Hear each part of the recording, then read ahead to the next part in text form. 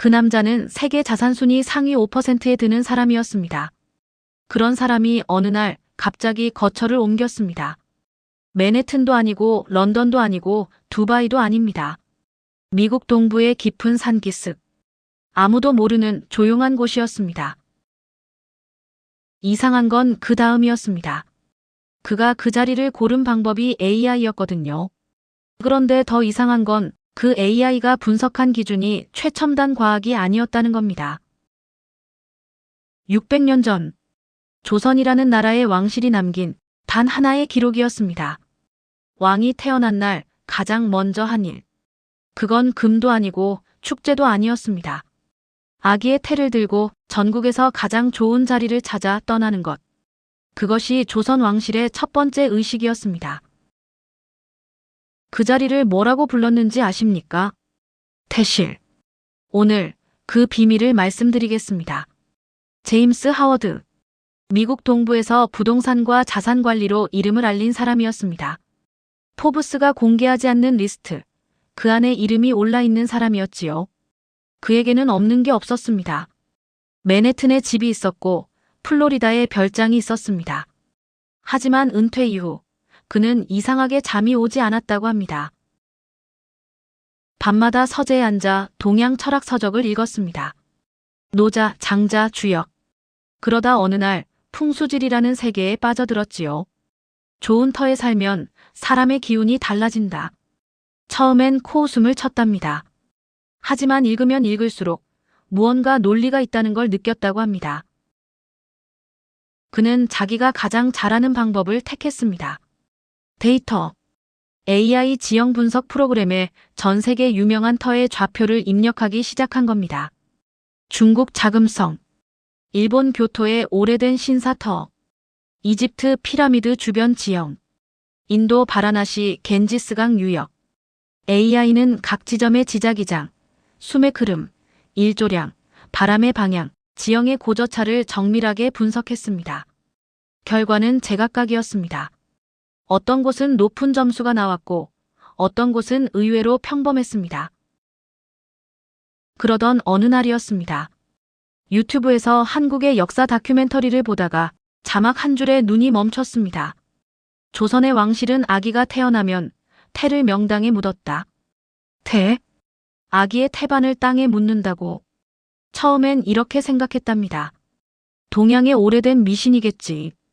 하지만 그 다음 문장을 읽는 순간 손이 멈췄습니다. 전국에서 가장 좋은 자리를 관상감이 직접 찾아 나섰고 왕은 반경 540m 안에 나무 한 그루 베는 것도 금지시켰다. 나라 전체가 아기 하나를 위해 최고의 자리를 찾아 나선 겁니다. 그것도 500년 넘게 한 번도 빠짐없이. 그날 밤 제임스는 잠을 이루지 못했다고 합니다. 있잖아요. 우리에겐 너무 익숙해서 대수롭지 않게 여기는 것들이 있습니다. 태실. 왕실에서 왕자나 공주가 태어나면 그 아기의 태반을 깨끗이 씻어 백자 항아리에 담았습니다. 기름종이와 파란 명주로 감싸고 붉은 끈으로 밀봉했지요. 그 항아리를 다시 더 큰 백자 항아리에 넣었습니다. 그리고 관상감에서 전국의 산을 뒤져 길지를 찾았습니다. 뒤에 산이 감싸고 앞이 트이고 물이 감아 도는 자리. 바람이 부드럽고 햇볕이 고르게 드는 자리. 자리가 정해지면 궁에서 태봉출식을 거행하고 안태사가 아기의 태를 들고 먼 길을 떠났습니다. 태실이 완성되면 주변에 금표를 세웠습니다. 왕의 태실은 반경 540m, 대구는 360m, 왕자와 공주는 180m. 그 안에서는 나무를 베는 것도 소를 풀어놓는 것도 돌을 캐는 것도 일절 금지.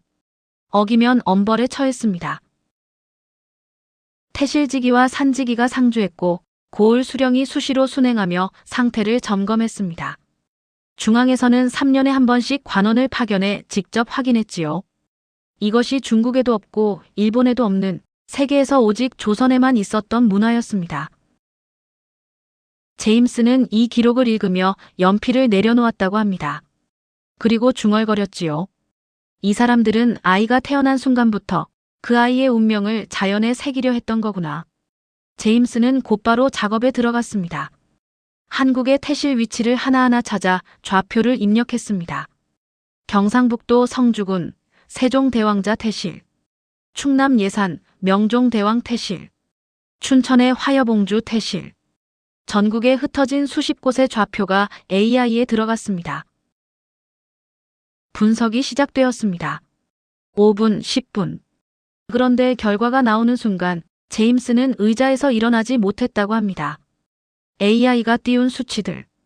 지자기장 안정성 상위 2%, 수맥 교차 회피율 97.3%, 연평균 1조 균형 최적 범위, 바람길 분산도 이상적 패턴, 지형 음향 배치 교과서적 배산 임수.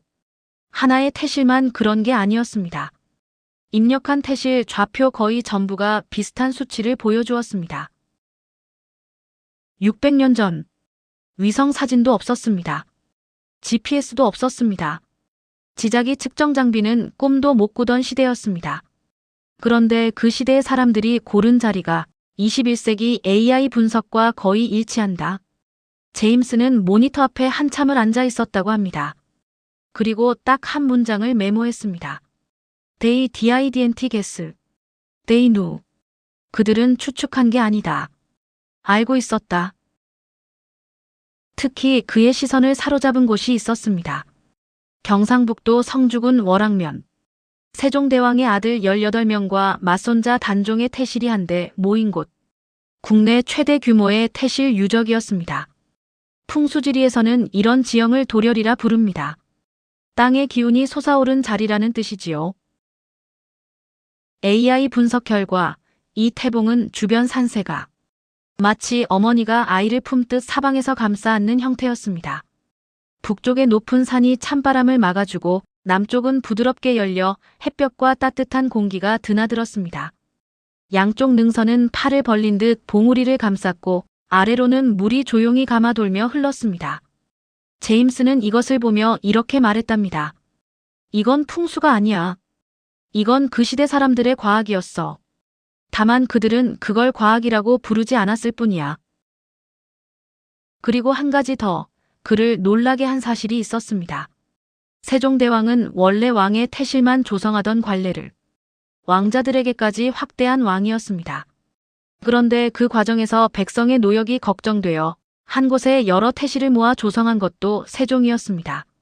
명당을 찾되 백성에게 짐을 지우지 않으려 한 마음. 제임스는 그 대목에서 한참 동안 아무 말도 하지 못했다고 합니다. 그런데 조사를 계속하던 제임스의 표정이 굳어졌습니다. 일제강점기. 일본 총독부는 조선 왕실의 구군을 끊겠다는 명목 아래 전국 8도에 흩어진 태실 54기를 파헤쳤습니다. 잘 관리하기 위해 한데 모은다. 그것이 그들의 구실이었습니다. 하지만 실상은 달랐습니다. 태항아리를 바꿔치기 했습니다. 태를 훼손했습니다. 백자 항아리와 부장품을 약탈했습니다. 수백 년간 나무 한 그루 베지 못하게 지켜온 성스러운 자리를 200평 남짓한 좁은 터에 시멘트 대좌를 놓고 일본 연호 쇼와를 새긴 비석으로 바꿔놓았습니다. 제임스는 그 사진을 오래 들여다보았다고 합니다. 그리고 메모장에 이렇게 적었습니다. This is a cultural massacre. 이건 문화의 학살이다. 그는 이 대목에서 처음으로 분노했다고 합니다. 풍수를 연구하는 사람으로서가 아니라 한 인간으로서 분노한 것이었습니다. 그러나 제임스가 조사를 멈추지 않은 이유가 있었습니다. 파괴되지 않은 태실이 남아있었기 때문입니다. 충남 예산의 명종대왕 태실. 현존하는 국왕 가봉 태실 중에서 형태와 위치 모두 원형 그대로 보존된 유일한 태실. 2018년 보물로 지정되었습니다. 그리고 2024년 반세기 만에 세종대왕 태실의 핵심 유물이 국립청주박물관에서 발견되어 돌아왔다는 소식. 제임스는 이 뉴스를 읽으며 조용히 고개를 끄덕였다고 합니다. 부서졌지만 사라지지는 않았구나. 누군가는 계속 지키고 있었구나. 제임스는 오랜 연구 끝에 한 가지 결론에 도달했습니다. 태실은 풍수가 아니었습니다. 미신은 더더욱 아니었습니다. 그것은 생명에 대한 예의였습니다. 아이가 태어난 순간 온 나라가 그 아이를 위해 가장 좋은 자리를 찾아 나선 것. 전국의 산을 뒤지고 땅의 기운을 잇고 물의 흐름을 살피고 바람의 길을 헤아린 것. 그것은 왕실의 권위를 위한 것이기도 했지만 그 밑바닥에는 이런 마음이 깔려 있었습니다. 이 아이가 건강하게 오래오래 살기를. 600년 전 조선의 어머니도 지금의 어머니도 아이를 향한 마음은 같았던 겁니다. 제임스는 이것을 깨달은 날 가까운 지인 세 사람에게 긴 이메일을 보냈다고 합니다. 내가 지금까지 분석한 수백 개의 명당 중에서 가장 정교하고 가장 일관되고 가장 아름다운 체계는 한국의 태실이었다. 그들은 과학이라는 단어가 없던 시대에 이미 과학을 하고 있었다. 다만 그것을 사랑이라고 불렀을 뿐이다. 이야기는 여기서 끝이 아닙니다. 제임스는 자신의 삶에 직접 태실의 원리를 적용했습니다. AI 분석 프로그램의 태실의 입지 조건을 기준으로 새로운 필터를 만들었습니다. 뒤에 산이 감싸는 지형, 앞이 남쪽으로 부드럽게 열린 곳, 물이 감아돌며 흐르는 곳, 찬바람은 막히고 따뜻한 바람이 머무는 곳. 그 조건으로 미국 전역을 분석했습니다. 그리고 마침내 한 곳을 찾았습니다. 버몬트주 그린 마운틴 산맥 기슭의 작은 마을. 맨해튼의 펜트하우스를 정리하고 그는 그곳으로 거처를 옮겼습니다. 주변 사람들은 의아해했다고 합니다. 왜 하필 그런 곳으로? 제임스는 웃으며 이렇게 대답했답니다. 600년 전 조선의 왕들은 아이가 태어난 날 가장 먼저 한 일이 그 아이를 위해 최고의 자리를 찾아주는 것이었어. 나는 60년을 살고 나서야 비로소 나를 위한 자리를 찾았을 뿐이야. 있잖아요. 우리는 풍수를 미신이라고 배웠습니다. 명당이니 길지니 하는 말을 구시대적이라고 치부했습니다. 그런데 600년이 지나 지구 반대편의 AI가 증명한 건 이것이었습니다. 우리 조상들은 틀리지 않았다는 것. 그들의 눈과 손과 발이 읽어낸 자연의 언어가 과학과 다르지 않았다는 것. 그리고 그 모든 것의 시작이 갓 태어난 아기를 향한 마음이었다는 것. 여러분의 어머니도 그러셨을 겁니다. 탯줄을 한지에 싸서 장롱 깊숙이 넣어두셨던 분. 이거 함부로 버리면 안 돼 하시던 분. 그 마음이 미신이었을까요? 아닙니다. 그건 세상에서 가장 오래된 과학이었습니다. 아이를 사랑하는 마음이라는 과학. 오늘도 좋은 자리에서 편안한 밤 보내시길 바랍니다. 이 이야기가 마음에 드셨다면 구독과 좋아요 한 번만 부탁드립니다. 여러분의 작은 응원이 다음 이야기를 만드는 큰 힘이 됩니다. 그럼 다음 이야기에서 또 뵙겠습니다. 감사합니다.